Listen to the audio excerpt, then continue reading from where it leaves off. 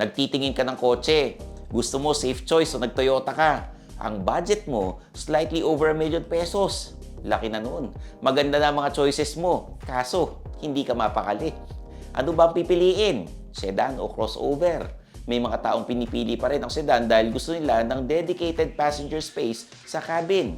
Kung may dala kang gamit o bagay na may amoy, hindi ito aabot sa cabin space dahil may separate trunk. Pero meron namang iba na mas gusto ang crossover setup. Mas mataas kasi ang mga ito, so mas ready sa mga humps at lubak ng Metro Manila. Nasasama pa ang cargo mo sa airflow ng aircon, so hindi iinit ang mga ito habang tumatakbo ang sasakyan, which is important kung may mga dala kang pagkain. Siyempre, mag-iisip ka pa rin. Is this one really the best choice over the other? Yan ang ating alamin in this spec check between the Toyota Vios and the Toyota Race. Battle of siblings tayo ngayon para sa mga naguguluhan sa life choices nila. As always, like, subscribe, and click the bell icon. Pumunta rin sa philcoche.com for the latest news and promos. Kotse ba?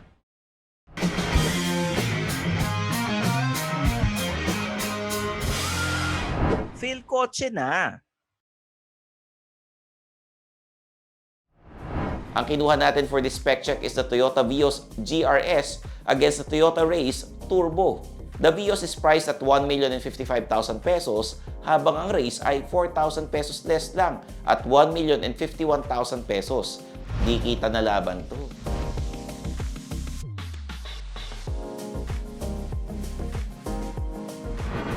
When it comes to size, tiyak na mas maliit ang Race against the Vios.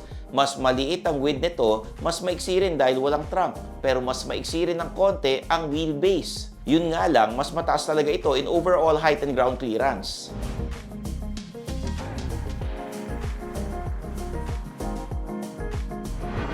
Malaki ang pinagkaiba nila when it comes to the engine department. The Vios has a 1.5-liter engine and meron itong 10-speed CVT, but this is only for the GRS variant.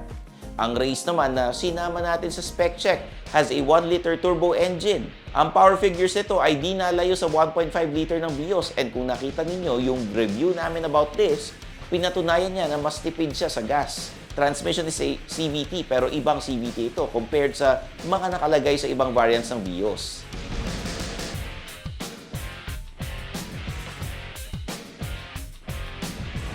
Sa exterior naman, nalugi lang ang Race dahil sa halogen fog lights ito pero di naman crucial yun, so pwede na.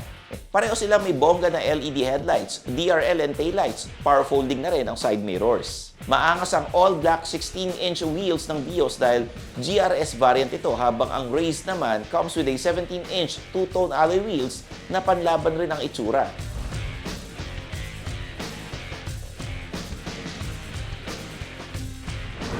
Pagdating naman sa interior, clear winner in terms of looks and amenities ang Race.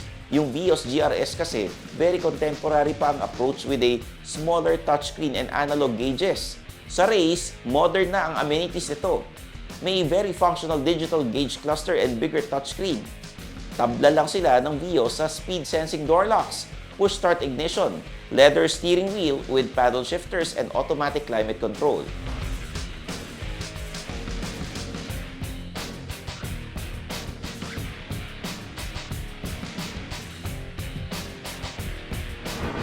Pagdating naman sa safety, nagpakitang gilas pa rin ang Race. Covered kasi ng Vios ang basics like airbags, ABS, hill start assist, rear sensors, and rear camera.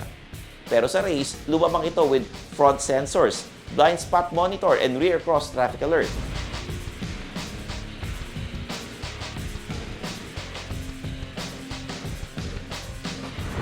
Mas maliit ang dimensions ng Race pero hindi naman ganun kalaki ang cabin space ng Vios compared dito. Pero kung naghahanap ka ng something na may sporty looks right out of the showroom, syempre, Vios na yan. GRS yan eh. Pero kung saan mas sulit, hindi mapagkakaila na ang Race dapat ang taya.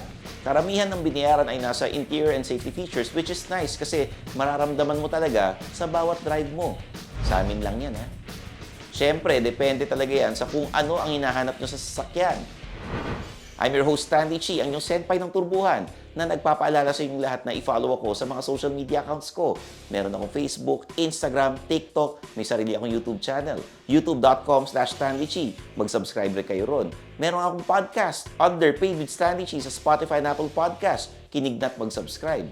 Meron din akong sariling mga ginagawa tulad ng stand-up comedy. Kaya kung interesado kayo sa mga gig skeds ko, pumunta kayo sa mga social media channels ko. At syempre, pinapaalala ko lang, may racket din ako sa 1PH at sa 92.3 Radyo 5 True FM.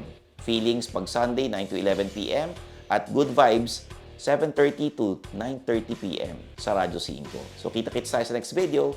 Bye-bye! Thanks for watching! For the latest news, reviews, and anything you want to know about cars and car ownership, visit philcoche.com. Follow us on YouTube, Facebook, Instagram, and Spotify para hindi ka huli sa usapan.